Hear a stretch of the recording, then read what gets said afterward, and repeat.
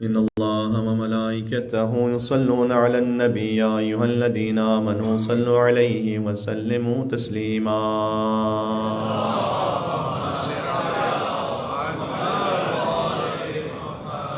أعوذ بالله من الشيطان الرجيم. بسم الله الرحمن الرحيم. لا حول ولا قوة إلا بالله العلي العظيم. حسبنا الله ونعم الوكيل. نعم المولى ونعم النصير وبه نستعين وهو خير ناصر ومعين. وصلى الله على رسوله الكريم حبيب إله العالمين سيدنا ونبينا ومولانا بالقاسم محمد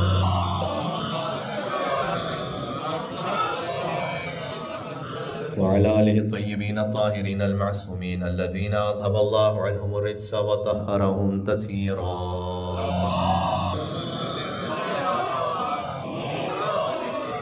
رحمة الله على محبيهم واللعنة الدائمة على أعدائهم أجمعين. دعاء امام زمانہ عجل اللہ تعالی فرجہ الشریف.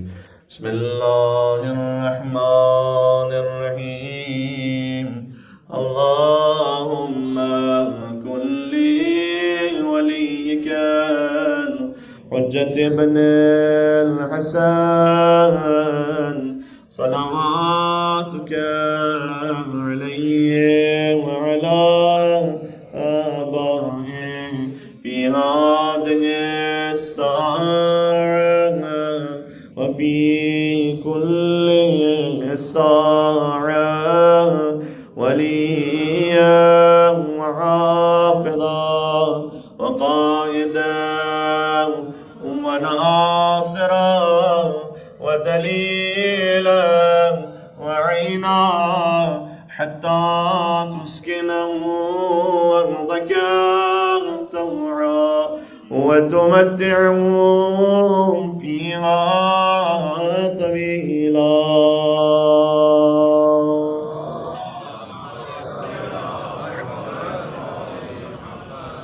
أما بعد فقد قال الله الحكيم في كتابه المجيد. بسم الله الرحمن الرحيم. أن تقول نفس يا حسرة على ما فرطت في جنب الله وإن كنت لمن الساخرين. نعرہ الصلوات.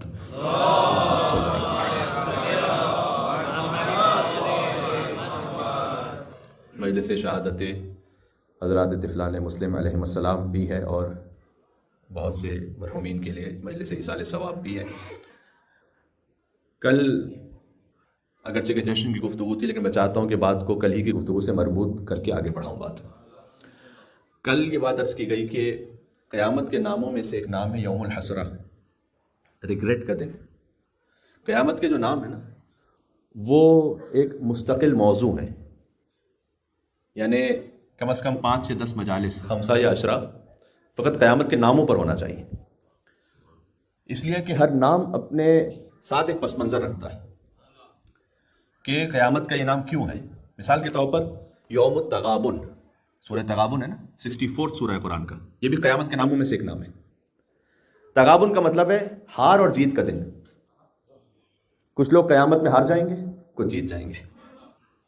تو ہر نام قیامت کے حوالے سے اس کی خاص خاصیت کو بیان کر رہا ہوتا ہے. اسی سورہ تغابن کی آیت نمبر 9 اور 10 اس میں پہلے ذکر ہے ان لوگوں کا کہ جو جیت جائیں گے قیامت میں. تو ان کے بارے میں بیان کیا گیا کہ وہ 2 صفات بیان ہوئی کہ جو ایمان بھی رکھتے ہیں اور عمل صالح بھی انجام دیتے ہیں. فرمایا کہ یہ وہ ہیں کہ جو ہمیشہ اس جنت میں رہیں گے کہ جس جنت سے تحتها الانہار، جہاں سے نہریں بہہ رہی ہیں، اور خالدین فیہا ابدا، اور ہمیشہ رہیں گے. اسی طرح پھر اگلی آیت میں بیان کیا کہ وہ 2 صفت رکھنے والے کہ ایک تو وہ جو کفران کرنے والے ہوں، وَكَذَّبُوا بِآيَاتِنَا، اور کیجیے گا کل کی گفتگو سے مربوط بھی ہے یہ بات کہ جو ہماری نشانیوں کی تکذیب کرتے تھے، یہ وہ ہیں کہ جو ہمیشہ جہنم میں رہنے والے ہیں. ان کے لیے بھی خالدین فیہا ابدا. تو کچھ جیت جانے والے ہیں، کچھ ہار جانے والے ہیں، کچھ فتح حاصل کرنے والے ہیں، کچھ شکست کھا جانے والے ہیں. اچھا، اللہ کی نشانیوں کی تکذیب کرنے والے کون ہیں؟ جو زمین و آسمان کو دیکھے اور اللہ کا انکار کرتے، وہ بھی اللہ کی نشانی کی تکذیب کر رہا ہے، اس لیے کہ وہ نشانی سے رب تک نہیں پہنچ رہا. قرآن بھی اللہ کی ایک نشانی ہے، بلکہ قرآن کی ہر آیت کو ہم آیت کہتے ہیں اس لیے ہے کہ ہر آیت اللہ کی نشانی ہے. آیت کا مطلب ہی اللہ کی نشانی. حضرت عیسیٰ علیہ السلام کے لیے اللہ سبحانہ تعالیٰ نے خود ان کا قول نقل کیا ہے کہ اے بنی اسرائیل میں اللہ کی نشانی بن کر تمہارے پاس آیا ہوں. تو اللہ کی بہت ساری نشانی ہے، لیکن آپ معتبر کتابوں میں جا کے دیکھیے گا، جناب امیر کا ایک فرمان آپ کو ملے گا کہ ما للہ عز وجل آیت اکبر منی، اللہ عز وجل کی کوئی آیت مجھ سے زیادہ بڑی نہیں ہے، کوئی نشانی اللہ کی مجھ سے زیادہ بڑی نہیں ہے، اور اللہ کی کوئی خبر اعظم منی مجھ سے زیادہ عظیم نہیں ہے. تو سب سے عظیم خبر بھی مولا کائنات ہے، جو خبر اللہ کے رسول نے غدیر کے میدان میں دی، من کنت مولا فہذا علی مولا کہہ کر. اور سب سے عظیم نشانی بھی علی ابن ابی طالب علیہ السلام ہے. اب حضرت عیسیٰ علیہ السلام کے لیے جو اللہ کی نشانی ہے، آیتیں پڑھی بھی جا سکتی ہیں، لیکن چونکہ بات کو تھوڑا سا آگے بڑھانا چاہتا ہوں، اور اس حوالے سے میں آن لائن مجالس میں آپ کے سامنے تو نہیں لیکن آن لائن مجالس میں گفتگو کر چکا ہوں. صلوات بھیج دیجیے گا. مولانا صاحب تشریف لا رہے ہیں، قبلہ تشریف لے آئیے گا. اللہم صلی علی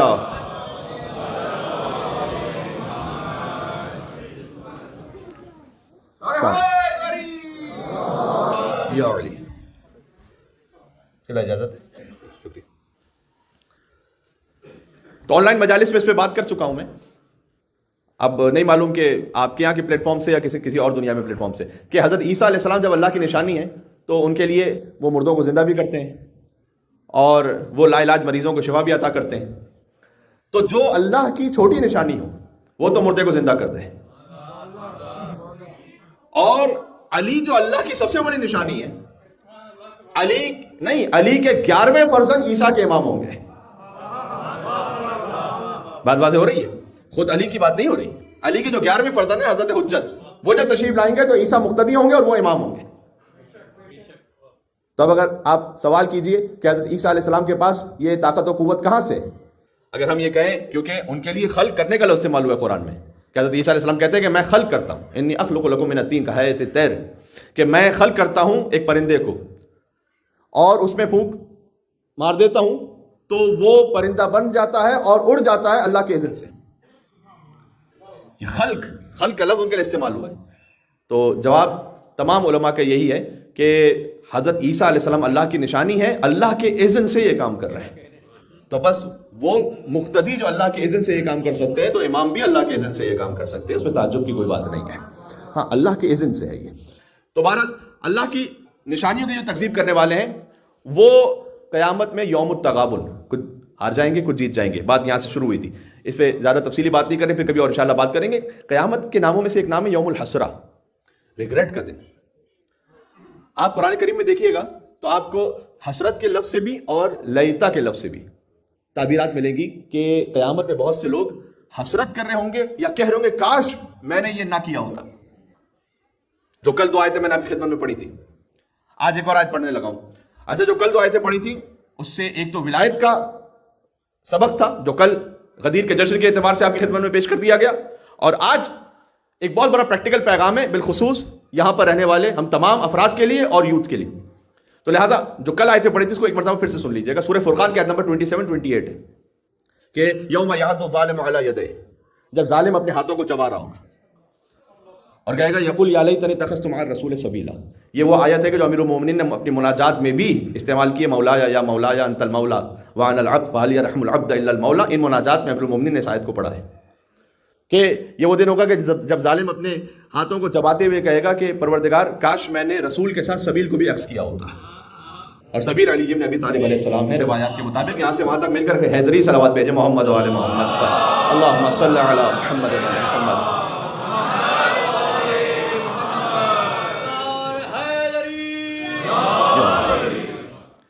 اس سے اگلی آیت ہے آیت نمبر 28، یا ویلتا لیتنی لم اتخذ فلانا خلیلا.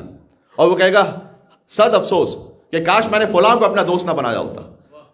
کل کی گفتگو اگر آپ کے ذہن میں ہے تو یہاں امام نے اس کا ایک واضح مصداق بیان کیا بہار الانوار جلد نمبر 24 میں. اس کو آج ریپیٹ نہیں کرنا مجھے، کہ جو سب سے بڑے دشمن اہل بیت ہیں وہ آپس میں ایک دوسرے سے کہہ رہے ہوں گے کہ کاش میں نے اس فلاں کو اپنا دوست نہ بنایا ہوتا. اور فلاں ہے قرآن کا فل ان دا بلینکس. اس زمانے سے لے کر آج تک جو دشمن اہل بیت ہے اس کا نام اس فل ان دا بلینکس میں لکھ دیجیے. تو ہر ایک جس نے دشمن اہل بیت کو اپنا دوست بنایا ہے وہ یہ کہہ رہا ہوگا کہ کاش میں نے فلاں کو اپنا دوست نہ بنایا ہوتا.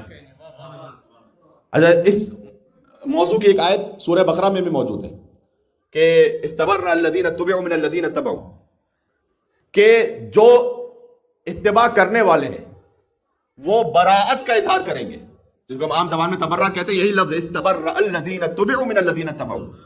برات کا اظہار کریں گے اتباع کرنے والے ان سے جن کا اتباع کر رہے تھے. ایک دفعہ ایکٹیو وائس یوز ہوا، ایک دفعہ پیسیو وائس یوز ہوا ہے. استبرأ الذین تبعوا من الذین اتبعوا. جو اتباع کرنے والے ہیں وہ برات کریں گے ان سے جن کا اتباع کر رہے تھے، یعنی قیامت کے دن ان پر تبرہ کریں گے. یہ جملہ مجھے کہنے تھے، بس ہاتھوں کو جوڑ کے اس کرنا چاہتا ہوں. جو کام آپ قیامت میں کریں گے وہ ہم دنیا ہی میں کر رہے ہیں یہاں بیٹھے ہوئے.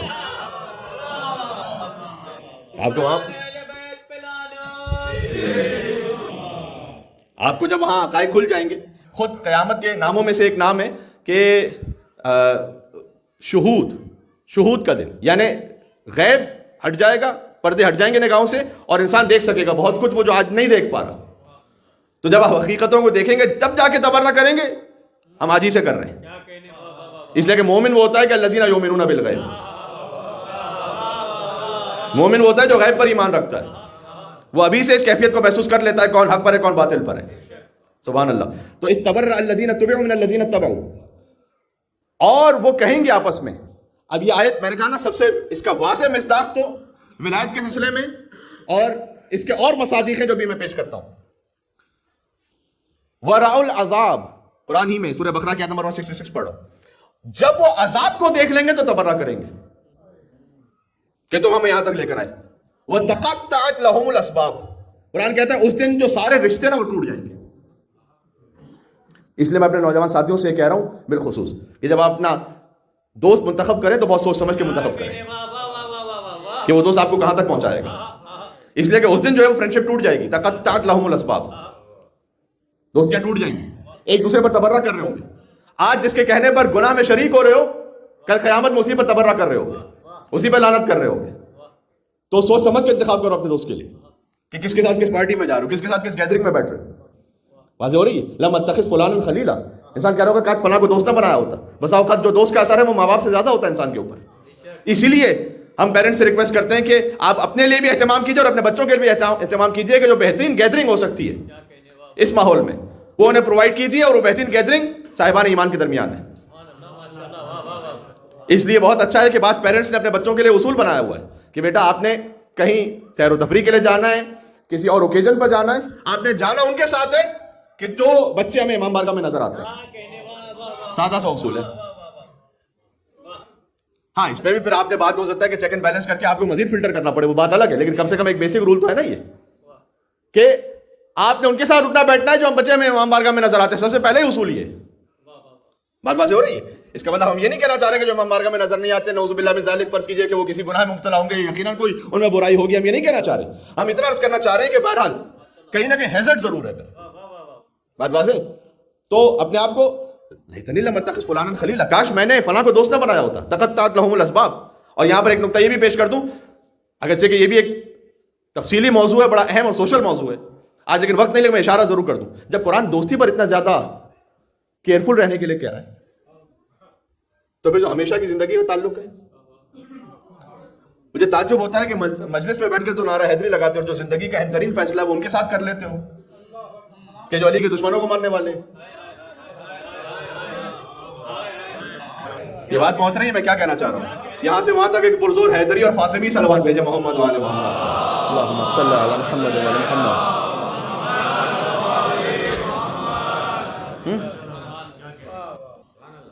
اب تو بعض والدین اس بس اتنا بھی شکر ادا کر لیتے ہیں، کہتے ہیں کہ مولانا صاحب بس جان پیٹر ڈیوڈ وغیرہ کا معاملہ نہ بن جائے. اب جو یہاں انگریزوں کے جو خواتین کے نام ہیں مجھے آتے نہیں ہیں اتنے زیادہ، ورنہ وہ مثالیں بھی میں دے دیتا ساتھ میں. تو وہ تو اس پہ نہ بات یہ نہیں ہے. بات آپ نے دیکھنا ہے کہ مذہب اہل بیت پہ کون ہے.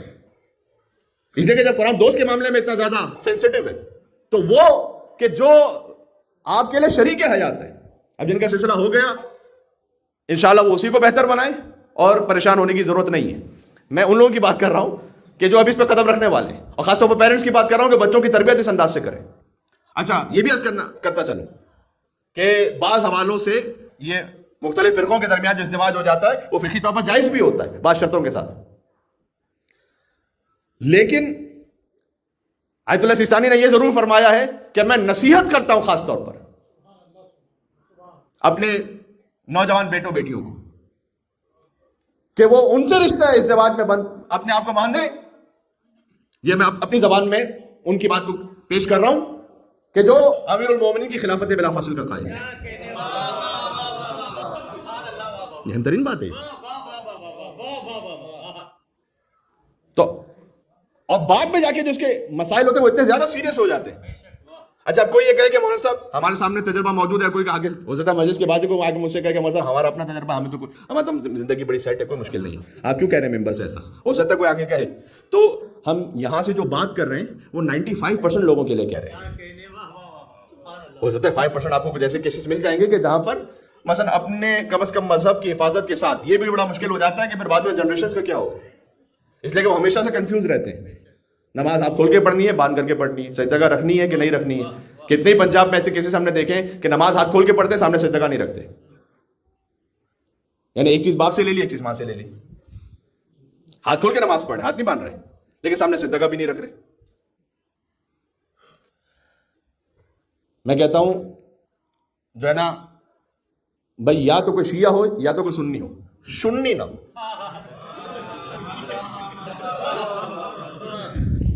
یہ بات پہنچی یہاں سے وہاں تک, ایک اور صلوات بھیجے محمد وعلی محمد.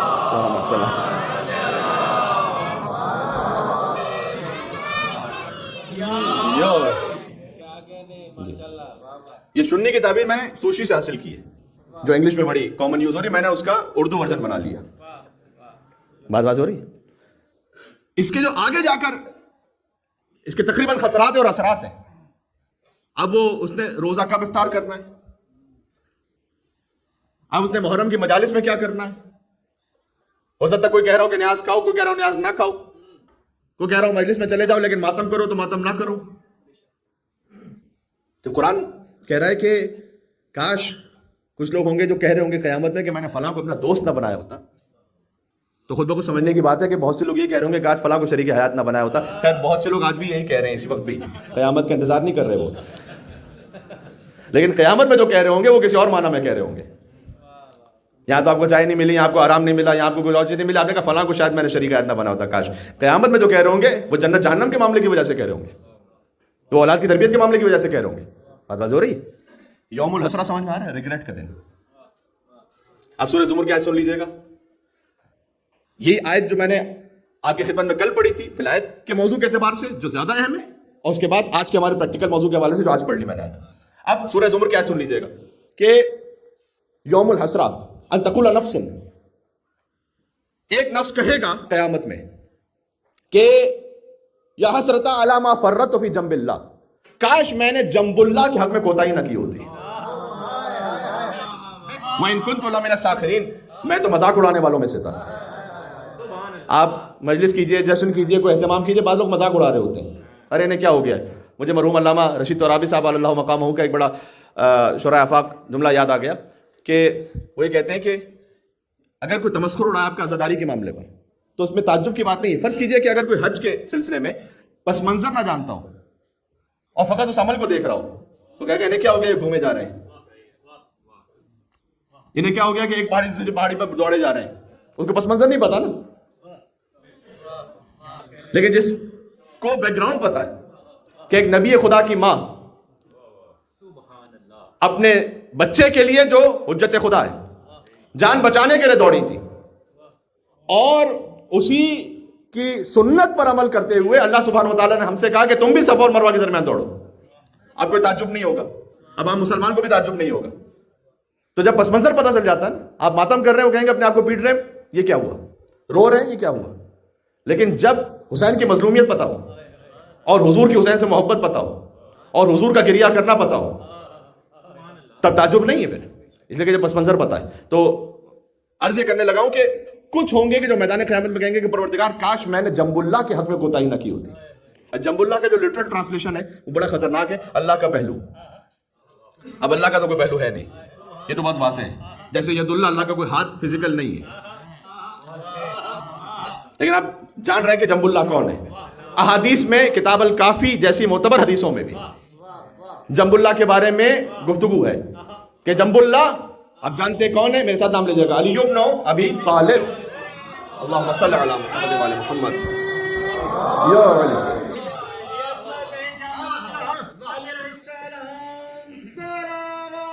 اللہم صلی علی محمد.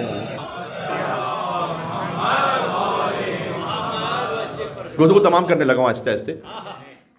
اب جنب اللہ اللہ کا پہلو، یعنی اتنی بات سمجھ میں آئی. اب جنب اللہ کا میں مطلب بتاتا ہوں کہ اللہ کا پہلو کا لٹرل ٹرانسلیشن تو صحیح نہیں ہے، اس کا مطلب کیا ہے. لیکن اتنا سمجھ میں آیا کہ علی فقط یہ نہیں کہ عین اللہ ہے، عین اللہ بھی ہے، وجہ اللہ بھی ہے، ید اللہ بھی ہے، عد اللہ بھی ہے، نفس اللہ بھی ہے، اور جنب اللہ بھی ہے. اللہ کا پہلو، اللہ کے پہلو کا مطلب یہ ہے کہ وہ شے کہ جو سب سے قریب ہو، جس کی نسبت سب سے قریب ہو اللہ سبحانہ وتعالیٰ سے. لہذا اس کے سب سے عالی ترین مصداق میں مولا علی کو بیان کیا گیا. بعض مصادیق میں مثلا نماز کو بھی بیان کیا گیا کہ وہ کہے گا کہ کاش میں نے جنب اللہ کے حق میں کوتاہی نہ کی ہوتی، یعنی نماز کے سلسلے میں کوتاہی نہ کی ہوتی. تو وہ عالی ترین مصداق امیر المومنین ہے، اس لیے کہ وہاں ولایت کی بات ہے. اور اس کے بعد ہر وہ شے کہ جس کی نسبت اللہ سبحانہ وتعالیٰ سے، اس کے حق میں کوتاہی نہ کی ہوتی میں نے، وہ انسان کہے گا، وہاں ریگریٹ کر رہا ہوگا. لیکن اسی خاطر ہے میرے جوان ساتھی جانتے ہیں کہ فورس آف گریوٹی، وہ فورس آف گریوٹی اللہ سبحانہ وتعالیٰ نے سسٹم میں اس لیے رکھی ہے کہ دنیا کو نظم و نسق قائم رہے. اگر فورس آف گریوٹی نہیں ہے تو پلانٹس ایک دوسرے سے ٹکرا جائیں گے، معاملہ ختم ہو جائے گا، ایک لمحے میں ختم ہو جائے گا. تو فورس آف گریوٹی جس طرح سے اللہ نے نظام تکوین میں رکھی ہے نا، تکوین یعنی کائنات کا نظام، اس طرح نظام تشریع میں اللہ سبحانہ وتعالیٰ نے فورس آف گریوٹی آف غدیر کو رکھا ہوا ہے. بات پہنچی؟ ایک مرکز ہونا چاہیے. نظام تکوین میں فورس آف گریوٹی نہ ہو دنیا درم برم ہو جائے، غدیر نہ ہو نظام تشریع درم برم ہو جائے. غدیر ہے اس فورس آف گریوٹی کی طرح جو شریعت کو اپنی اصلی روح پہ باقی رکھے، صحیح اسپرٹ کے ساتھ باقی رکھے.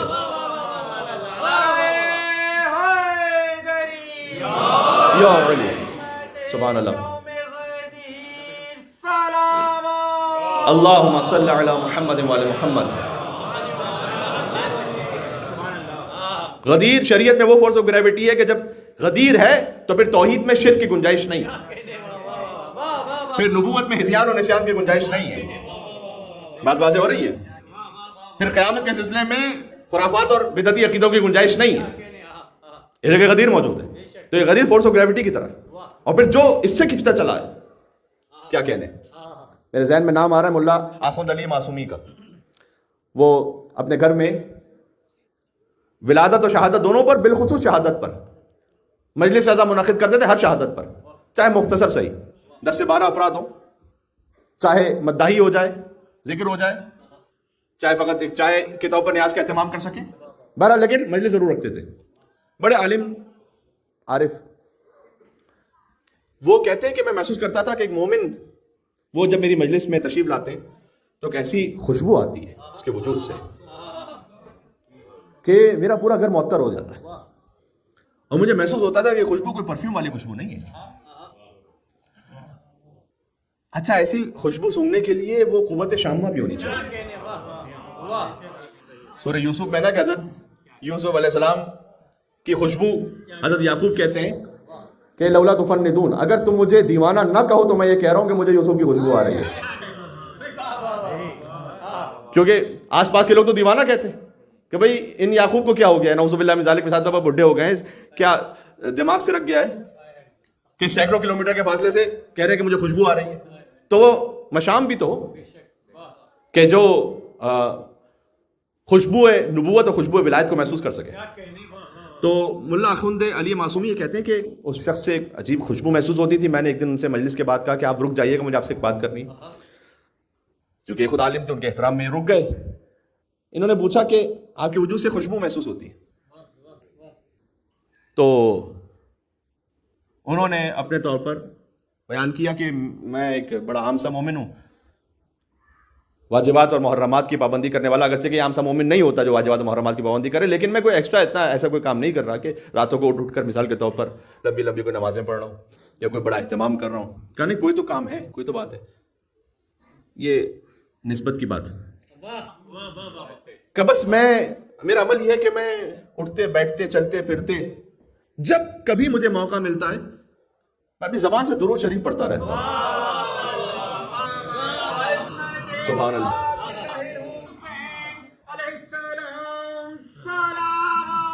اللہم صلی علی محمد وعلی محمد. سبحان اللہ.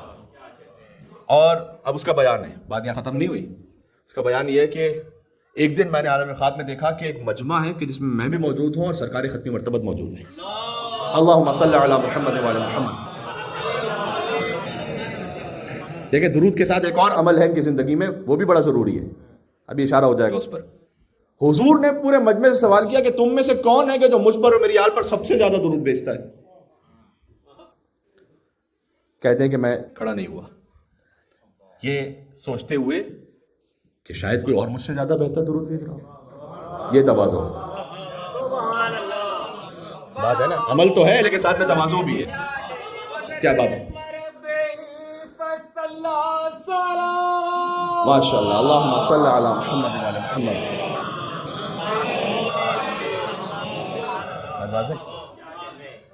تو فقط عمل معیار نہیں ہوتا، عمل کی کیفیت بھی، کہ وہ عمل کس کیفیت میں انجام پا رہا ہے، کس جذبہ روحی کے تحت وہ عمل انجام پا رہا ہے.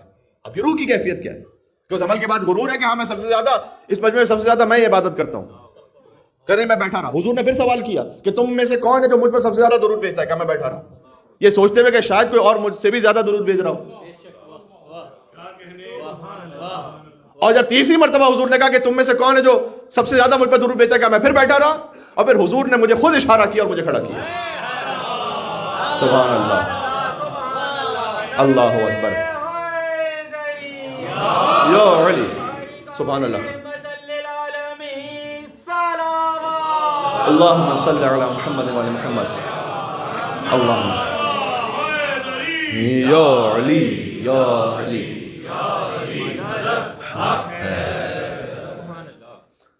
حضور نے مجھے خود کھڑا کیا اور کہا تم ہو اس پورے اجتماع میں جو مجھ پر سب سے زیادہ درود بھیجتے ہو، آؤ میرے قریب ہو. تو میں حضور کے حکم سے اٹھا اور پھر میں قریب گیا حضور کے. تو انہوں نے مجھے بوسہ دیا. سبحان اللہ. انہوں نے جو میرے رخسار پر مجھے بوسہ دیا، یہ اس حضور کی عطا کی خوشبو ہے جو آپ جیسے قوت شامہ رکھنے والے کو میرے وجود سے محسوس ہو رہی ہے. یہ اصل میں وہ خوشبو ہے. بات واضح ہو رہی ہے؟ سبحان اللہ.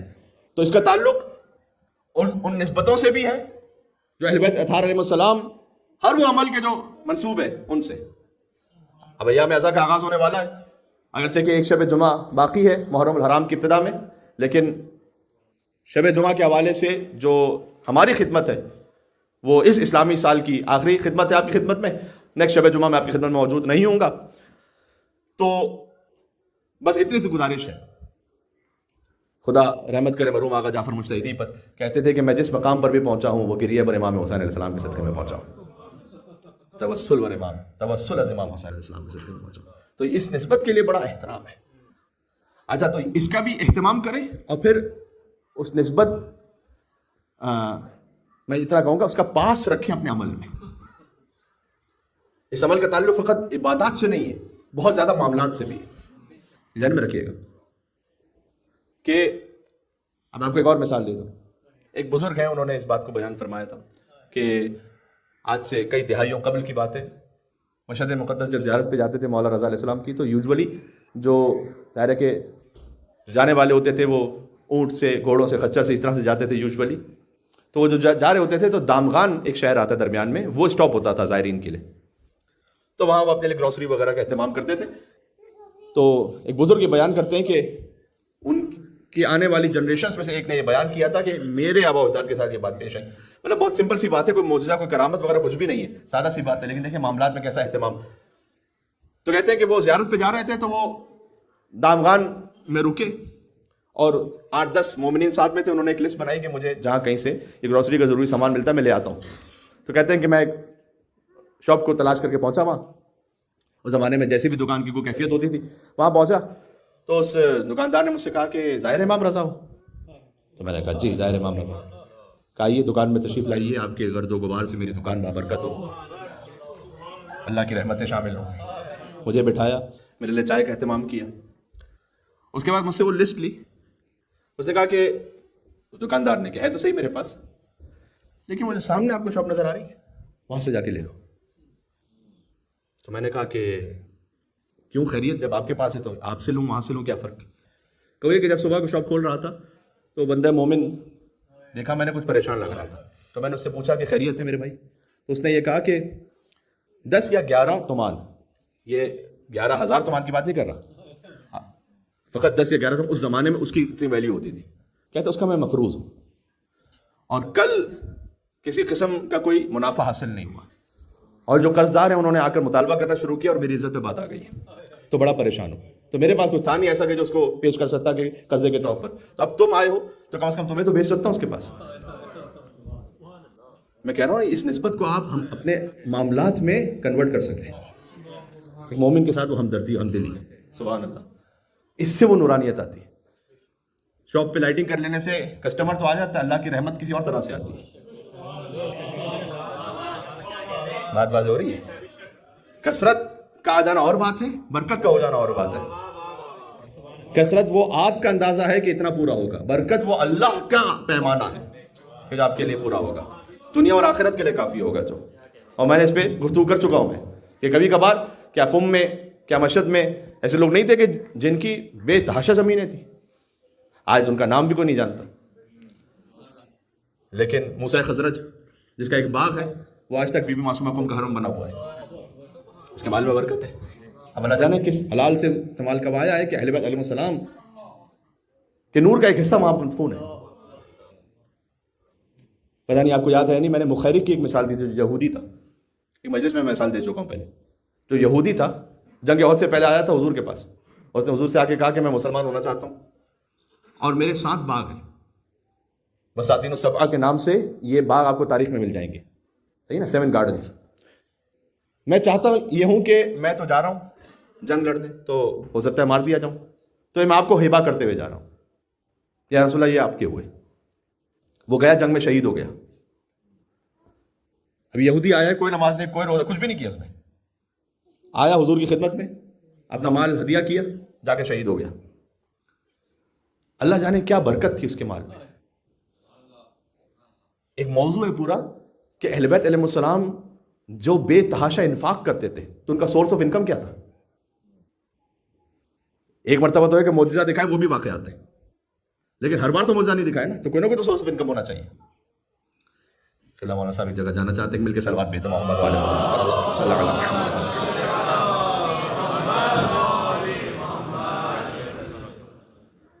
تو جو سورس آف انکم ہے آپ کو ہسٹری میں ملے گا کہ یہ جو 7 باغ تھے یہ حضور نے ہبہ کیے اپنی دختر بی بی فاطمہ سلام اللہ علیہ کو۔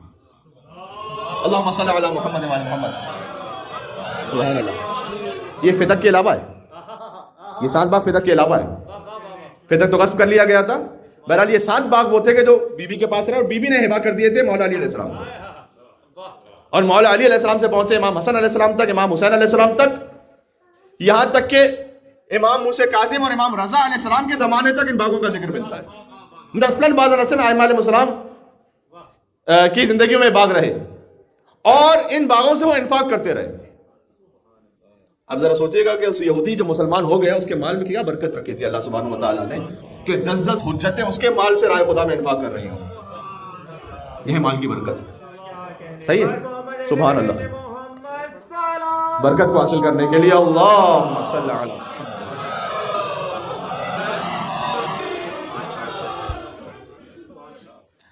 تو برکت کی جو ڈیفینیشن ہے علامہ طباطبائی نے تفسیر المیزان میں لکھی ہے کہ برکت کا مطلب ہے جس شے میں زیادتی ہے لیکن ٹینجیبل نہیں ہے، نظر نہیں آ رہی، محسوس نہیں ہو رہی، لیکن ہے زیادہ، سبحان اللہ۔ بات واضح ہے، یہ ہے برکت۔ تو فقط طول عمر نہ مانگے، عرض عمر بھی مانگے۔ جی، بعض علماء ایسے تھے کہ جو 70 سال ان کی زندگی لیکن 700 سال کا کام کر کے گئے۔ میں نے قبرستان کی مجلس میں ایک مثال دی تھی، علامہ ہلی اتنی کتابیں انہوں نے لکھی کہ اگر روز ولادت سے روز وفات تک حساب کیا جائے، جبکہ روز ولادت تو نہیں لکھنا شروع کیا تھا، اگر اس دن سے بھی حساب کیا جائے تو روزانہ کی 1000 سطریں بنتی ہیں، 1000 لائنز۔ تو یہ کیسے کام ہو رہا تھا؟ یہ وہ برکت تھی، سبحان اللہ۔ علامہ امینی کی زندگی میں برکت تھی کہ الغدیر جیسی کتاب لکھ کر گئے کہ علی ابن ابی طالب یہ کہیں کہ امینی آپ کا حق یہ ہے کہ آپ علی کے ہاتھوں سے پانی پیے، کوثر پیے، سبحان اللہ۔ یہ ہے اولاد میں برکت، مال میں برکت، زندگی میں برکت۔ بات واضح انشاءاللہ. تو عزیزان گرامی، 4-5 بڑے اہم پیغام تھے جو آگے. اگر بات کو کنکلوڈ کروں تو قیامت کا دن ہے ریگریٹ کا دن. کاش ہم نہ حسرت اٹھائیں.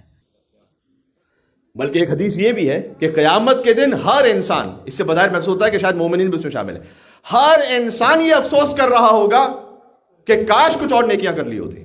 ہر انسان. تو جہاں کہیں کوئی قربتاً اللہ کی اپورچونٹی نظر آئے، گریسپ کر لیں، فوراً گریسپ کر لیں. اس میں ایک چھوٹی سی چھوٹی بظاہر نظر آنے والی شے بھی شامل ہے. آپ نے دیکھا کوئی ٹیشو رکھا ہوا ہے، کوئی پڑا ہوا ہے درمیان میں، آپ نے اٹھا لیا، کسی نے نہیں دیکھا. لیکن اس بی بی نے دیکھا کہ جس کے لال کی مجلس ہے، انہوں نے دیکھا. سبحان اللہ. انہوں نے، امام نے فرمایا، چوتھے امام کا کلام ہے، فرمایا کیف یقل ما یتقبل، وہ قلیل کیسے ہو سکتا ہے جو قبول ہو چکا ہو. وہ قلیل کہاں ہے؟ وہ قلیل نہیں ہے کہ جو قبول ہو گیا ہے. جب قبول ہو گیا تو قلیل کہاں ہے پھر؟ سبحان اللہ. اور اگر کثیر بہت قبول نہیں ہوا، ہیچ ہے، کچھ بھی نہیں، بس اس سے بات ختم ہو گئی. شب جمعہ ہے اور حضرات طفلان مسلم کا ماتم ہے. وسائل الشیعہ میں مسمع سے روایت ہے کہ صادق علیہ محمد نے یہ فرمایا، اللہم صلی علی محمد و علی محمد.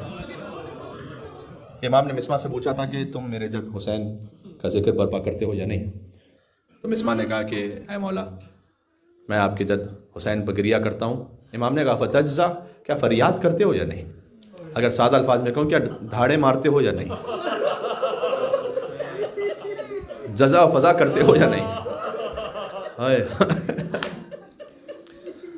اس نے کہا مولا، میں حسین کے ذکر پر ایسے روتا ہوں کہ مجھے اپنے طعام و قیام کا ہوش نہیں رہتا، مجھے اپنے کھانے پینے کا ہوش پھر نہیں رہتا. امام کا جملہ ہے جو پڑھ رہا ہوں وسائل الشیعہ سے، غالباً جلد نمبر 14 میں یہ حدیث ہے. اللہ اکبر. امام نے کہا کہ اے مسمع، اگر تو ایسے روتا ہے میرے جد حسین پر، تو یاد رکھ جب ملک الموت تیرے پاس آئے گا تو وہ ماں سے زیادہ تجھ پر مہربان ہوگا. عزیزو، محرم نزدیک آ گیا، ایک جشن باقی رہ گیا ہے مباہلہ کا. اہل بیت کا حکم ہے ہماری خوشیوں میں خوش ہو جاؤ، لہذا وہ جشن تو ہوگا، بس اس کے علاوہ غم ہی غم کی تاریخ ہے. اب خود بخود انسان کا دل مائل ہو جاتا ہے. اذا دخل شہر محرم لا یرا ابی ضاحکا. میں نے عرض کیا کہ اس اسلامی سال کے حوالے سے مجلس اعضاء کے سلسلے میں میری آخری خدمت ہے آپ کی خدمت میں، اس لیے میں اس جملے کو پڑھ رہا ہوں، ورنہ اگلی شب جمعہ سناتا. لیکن آج سن لیجئے گا کہ امام نے فرمایا ہے، امام رضا علیہ السلام نے، اذا دخل شہر محرم لا یرا ابی ضاحکا، جیسے ہی محرم شروع ہوتا، ابھی جیسے چاند نظر آتا، لا یرا ابی ضاحکا، کوئی میرے بابا موسی کاظم کو ہنستا ہوا نہیں دیکھتا.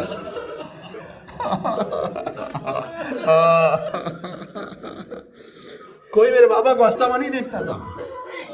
یہ ہماری بے بذاتی ہوتی ہے. ظاہر ہے ہم محرم میں مجلس میں جب آتے ہیں تو کیفیت طاری ہوتی ہے، گریہ بھی کرتے ہیں، لیکن جب مجلس ختم ہو جاتی ہے، ماتم ختم ہو جاتا ہے، تو نیاز میں ہوں، باہر جا کر پارکنگ میں ہوں، بہرحال ہم اپنی دوبارہ سے پہلی حالت پہ واپس پلٹ آتے ہیں. چونکہ یہ مجھ سمیت میں اپنی بات بھی کر رہا ہوں، فقط آپ کی نہیں، کہ ہماری چونکہ معرفت اس مقام کی نہیں ہے نا کہ یہ غم لمحہ بلمحہ رہے ہمارے ساتھ. لیکن امام موسی کاظم رابی ذائقہ، اور امام رضا نے فرمایا کہ جیسے جیسے دن گزرتے جاتے تھے میرے بابا کا غم بڑھتا چلا جاتا تھا، یہاں تک کہ جب عاشور کا دن آتا تھا تو میرے بابا بکار کر حسین کا غم مناتے تھے. تو یہ سنت ہے ائمہ علیہ السلام کی، اس کا خیال رکھیے گا. جو جس انداز سے بھی غم کی شکل اور کیفیت بنا سکتا ہے وہ مطلوب ہے. آپ بس اس بات کا خیال رکھیں کہ شریعت کی پابندی رہے، کوئی واجب چھوٹنے نہ پائے، کوئی حرام ہونے نہ پائے، پھر اس کے بعد آپ جس انداز سے بھی غم کی کیفیت کو لا سکتے ہیں. بعض لوگ ہوتے ہیں کہ جو اب یہاں تو شاید اس بات کا بظاہر ساتھ امکان نہ رہا ہو، لیکن آپ سبھی اس بات کی گواہی دیں گے کہ ہمارے آباء و اجداد میں تو بہت کامن تھا کہ وہ چارپائیاں الٹ دیتے تھے، زمین پر سوتے تھے. یہ تعظیم شاعر اللہ ہے. تو زمانے کے ساتھ ساتھ تقاضے مختلف ہوتے رہتے ہیں، لیکن بہرحال آپ غم کی جس کیفیت کو بھی لا سکتے ہیں.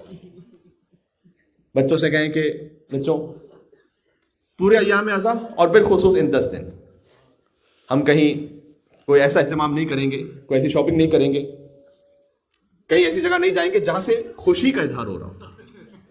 یا اللہ، یہ بچوں کی تربیت کا ایک حصہ ہے. ان کے لباس میں لے کر آئیے، ان کی عادتوں میں لے کر آئیے. اور آخری جملہ کہنے لگا ہوں اور میں آ رہا ہوں حضرات طفلان مسلم کے مسائل پر، کہ امام سے پوچھا گیا کہ مولا جب کسی کی شہادت ہو جاتی ہے تب گریہ کیا جاتا ہے، تو آپ 10 محرم سے پہلے ہی کیوں رونے لگتے ہیں؟ طبی اعتبار سے تو یہی بات ہے نا، جب کوئی دنیا سے گزر جائے گا پھر آپ رونا شروع کریں گے. آپ 10 دن پہلے سے تو اس کی موت پہ نہیں رونے لگیں گے. تو اے فرزند رسول، آپ پہلے سے 10 دن پہلے سے رونے لگتے. امام نے کہا کہ جب یکم محرم کا چاند ہوتا ہے تو ملائکہ اس خون بھرے کرتے کو جو چاک ہوتا ہے وہ آسمان پر لہراتے ہیں. امام نے کہا ہم اس کرتے کو، ہم اہل بیت اپنی بصارت کے نگاہوں سے دیکھتے ہیں، اور ہمارے سارے شیعہ بصیرت سے اسے محسوس کرتے ہیں کہ حسین کا خوب بھرا کرتا آسمان پر موجود ہے. اور ہمارے شیعوں کے دلوں میں حسین کے لیے غم پہلی محرم سے شروع ہو جاتا ہے، یا حسین کی صدائیں شروع ہو جاتی ہیں. عزیزوں، آج ان 2 بچوں کا ماتم ہے جو یتیم بچے ہیں. کیا خانواز مسلم کی قربانیاں ہیں. حضرت مسلم نقیل کی شہادت کی مجلس گزری تھی، آپ نے بے پناہ گریہ کیا تھا نا. دیکھیں، مسلم ابن عقیل کی شہادت ہے عاشور سے پہلے 9 ذی الحج، اور ان 2 بچوں کی شہادت ہے 1 سال بعد. یہ جو ذی الحج ہے یہ عاشور سے پہلے والا ذی الحج نہیں ہے، جب عاشور ہوا 61 ہجری اس کے بعد والا. یعنی حضرت مسلم نقیل کا خانوادہ یہ ہے کہ تمہید کربلا بھی مسلم سے، اختتام کربلا بھی شہادتوں کا مسلم نقیل کی اولادوں پر ہے. محمد اور ابراہیم جو مسیب میں مار دیے گئے، جن کے روضے مسیب میں، جن کی زیارت کا اگر آپ جملہ محسوس کر پائیں تو یہی زیارت رونے کے لیے کافی ہے. السلام علیکم ایھا الغریبان ابن الغریب.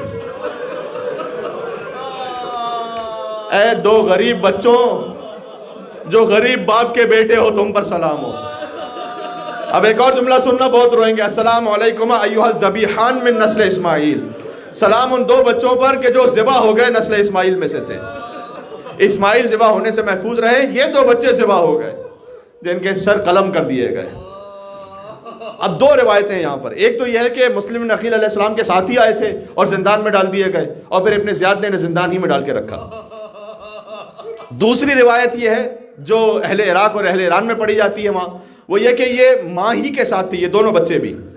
اور شام غریبہ جب بچوں کو تماچے مارے جا رہے تھے، جب اسباب لوٹا جا رہا تھا، تو یہ کہیں بیابان میں چلتے چلتے کیسے وہاں سے چلتے چلتے پھر گرفتار ہوئے، پھر زندان میں پہنچے، اور پھر زندان سے جب زندان بان نے دروازہ کھولا، اگر ہو سکتا تو میں پڑھتا ہوں، تو پھر مسیب میں مارے گئے. یہ 2 روایتیں. شام غریبہ تو جانتے ہو نا جو کیفیت ہے. مسلم کی یتیم بچی تو پامال ہو گئی، یہ سنا چکا ہوں. ہائے ہائے ہائے ہائے، ساری زندگی رونے کے لیے کافی ہے کہ کوئی خانوادہ اہل بیت کی بچی ہو اور گھوڑوں کی ٹاپوں تلے پامال ہو جائے.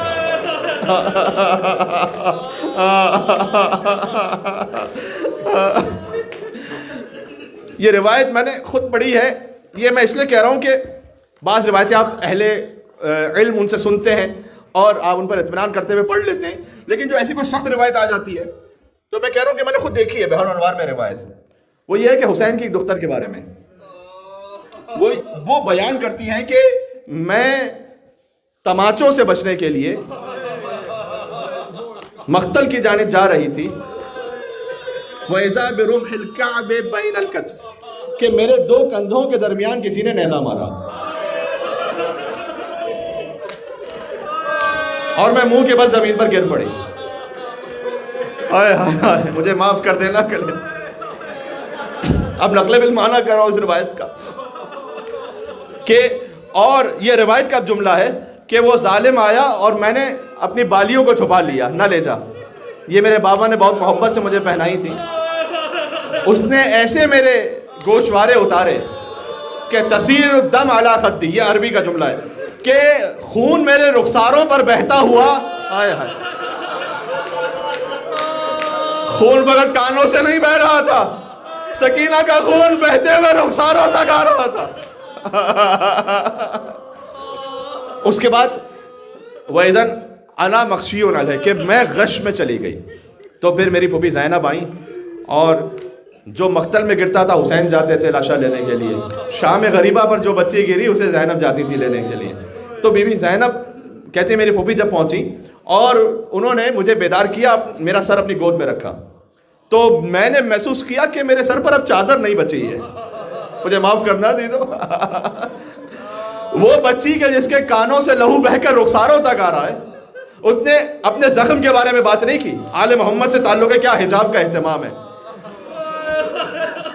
اپنی پھوپھی سے کہا کہ حلی خرقتن استر بہا راسی، اے پھوپھی کیا کوئی چادر کا ٹکڑا بچا ہے کہ میں اپنا سر ڈھانپ لوں؟ تو بی بی زینب نے جواب، خدا کرے یہ نہ ہوا ہوتا۔ بی بی زینب نے کہا امتو کے مثلک، اے سکینہ تیری پھوپھی بھی تیری ہی طرح بے رضا ہے اس پر چادر موجود نہیں ہے زینب کے۔